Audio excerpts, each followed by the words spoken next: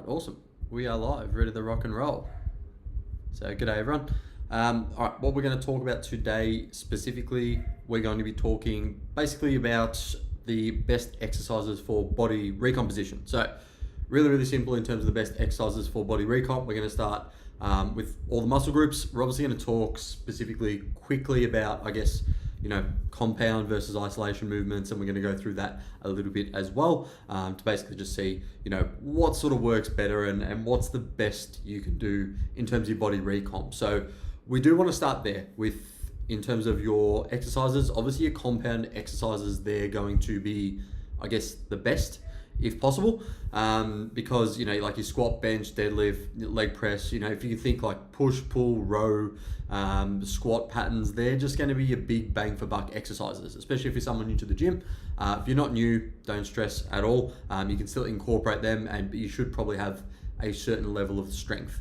And of course, this is going to go back to basically how many people actually, or how many times you can train. So, if you're training 5 times a week, you can probably get away with, spreading your volume out a little bit more. Whereas if you're training, say, 3 times a week, I would definitely recommend then trying to do more of those sort of, bigger compound exercises, just so you can get more out of each muscle group, really, is the easiest way to put it. So, last thing I will mention, before we go through all the actual exercises and the sort of best ones I recommend for each muscle group, is just that obviously nutrition plays a massive part in body recomposition, right? So obviously you can do all the exercise in the world, gain muscle, all that. We want to make sure protein's pretty high, so at least 2 grams per kilo of body weight. And then obviously we want to try and get a semi-high carb approach. Obviously calories are going to dictate whether you probably gain or lose fat as well. So it's one thing that you just want to be aware of as well when you're going into that sort of thing as well. All right, so what we're going to do, we're going to get into it. So first one is going to be chest. So in terms of the best exercises, again, these are probably going to go hand in hand with ideally growing muscle.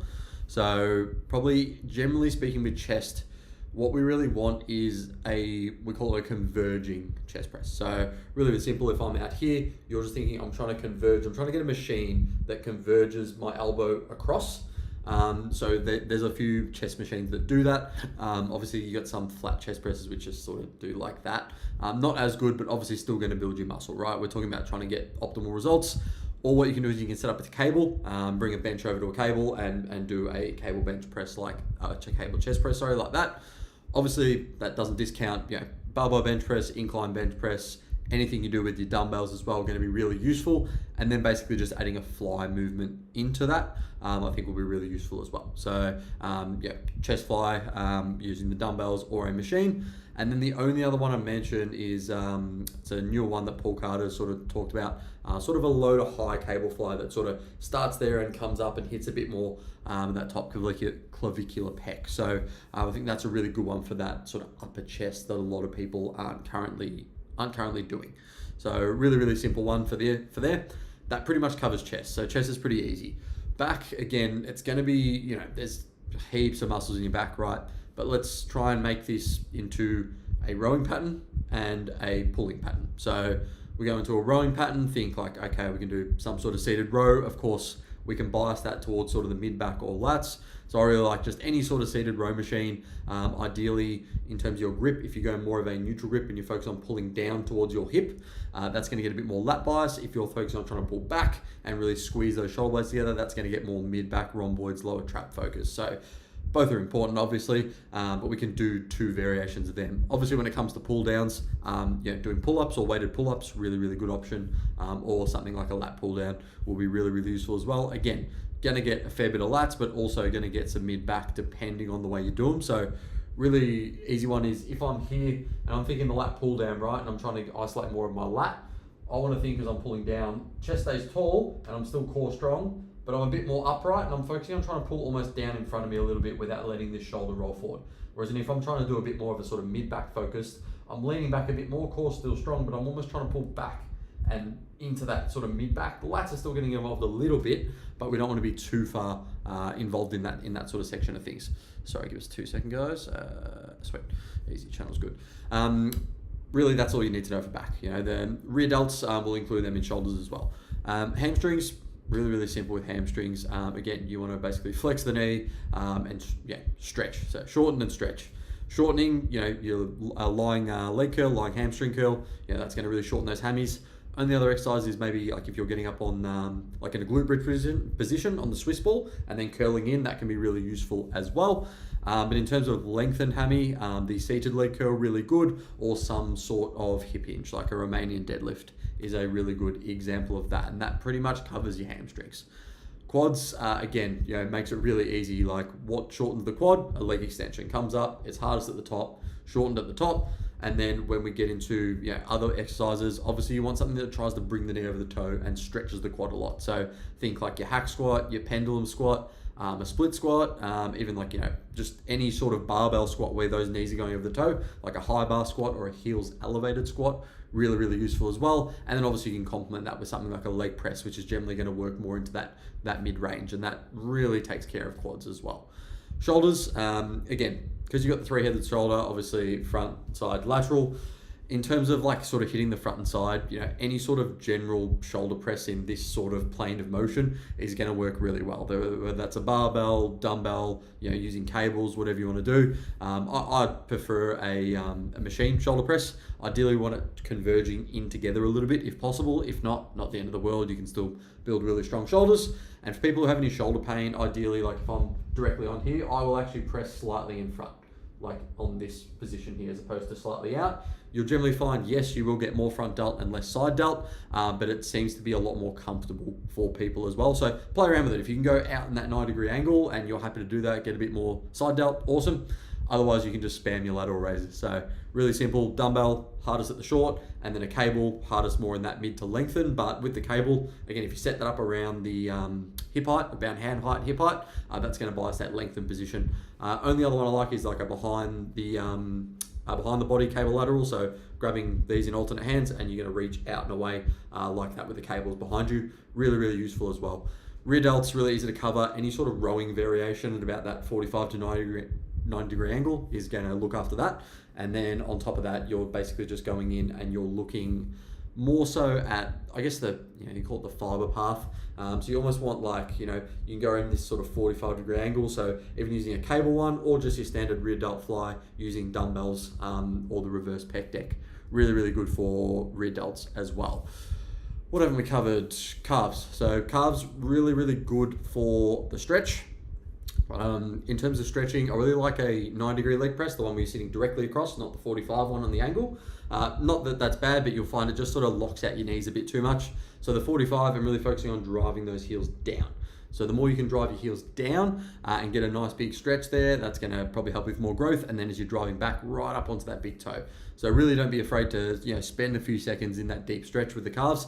You'll probably find every single rep you can start getting deeper and deeper. That's not only going to obviously help in terms of hypertrophy and body recomp, but it's going to definitely help in terms of actually think about your range of motion. So if your knees and if your ankles are locked up and you're getting more range of motion through your calf, then that might mean you jump on a leg press, for example, you're able to get deeper on a leg press, or a split squat, where you're able to drive that knee over the toe more, and think that's going to lead to the quad being stretched more, and that will probably lead to more growth as well. So good little caveat for you there. Last two, we're going to cover biceps and triceps. So really, really simple. In terms of your bicep, you want to basically just focus on trying to flex the elbow. You can do that in a few different positions, obviously, like an incline dumbbell curl, where you're setting the seat back 45 degrees and curling there. Just going to hit different positions. Obviously, nothing wrong with your standard dumbbell your standard dumbbell or your barbell bicep curls as well, really useful. If your knees are cable to keep a bit of additional tension, cable bicep curls, awesome as well. Single, double arm, and obviously some sort of preacher curl to just hit that stretch. With the preachers, I want you to make sure you don't fully lock out at the bottom. I'd go to about that 90%. So we're not going to fully lock out there, but that's still going to give you enough stretch without you wanting to sort of jerk that last range of motion and lose a bit of tension. If you're losing tension, that's when things start to get a bit especially if you're starting to put a lot of tension between that elbow joint. Obviously, you've probably seen all the YouTube videos of shit happening in people's biceps snapping. So that's the one caveat I'd use for that, but definitely a very safe exercise, very good exercise, preacher curl, if you want to use dumbbell or you want to use it as a machine. Lastly, we're going to triceps. So Triceps, really simply, some sort of tricep pull down, some sort of extension. So you can use a bit of a dip coming up and down, use a tricep push down. You can use the rope as well. In terms of like a closed grip bench, you can use that. Bit of a JM press as well, which lets the elbow sort of glide forward as you're pressing. And you can sort of use that with a bar or with a dumbbell as well. You know how you do a dumbbell pullover? You can sort of do a bit more of a skull crusher with a pullover at the same time. So imagine you're bending the elbows as you're actually flexing through the shoulders as well. Really good to get a nice stretch on the tricep, and that one works quite well as well for a lot of people. But obviously anything in that overhead position is going to be great as well, not only to try to lock in and hold shoulder stability when most people are really tight up there. So anything overhead, if you think like a single arm, like katana extension over there, single arm cable extension, single arm rope extension, all going to be super, super useful for you as well. So that pretty much covers the best exercises I've found for each muscle group for body recomp. Obviously, we know with body recomp, it's not just about doing a couple of exercises. We want to make sure, obviously, these exercises are progressed. So you got to be tracking your weights. You got to be making sure that you are getting stronger, either with better form and keeping more tension on the target muscle every week, or obviously getting another rep or a little bit more weight, or you're not going to be progressing. Then obviously we know we need to combine that with a proper nutritional approach. And this is where I'm currently running the 8-week shred. So the 8-week shred starts Monday, 31st of March. This is where you'll learn basically everything. You'll learn how to train over an 8-week period, how to dial in your nutrition for results, and everything else. There'll be lots of accountability, lots of groups, lots of challenges, all that sort of shit as well. And you'll get access to me to ask any questions you have. So really, really simple. I can leave a link in the chat for you guys if you want to learn more about it. I'll just put it in now actually before I forget. There's a link to the 8-week shred. Let me just pop it in for you guys if I can find it. Where are we? Packages. Sorry, my dog is going a bit nuts as per usual. I'll put it in after this, that's all good.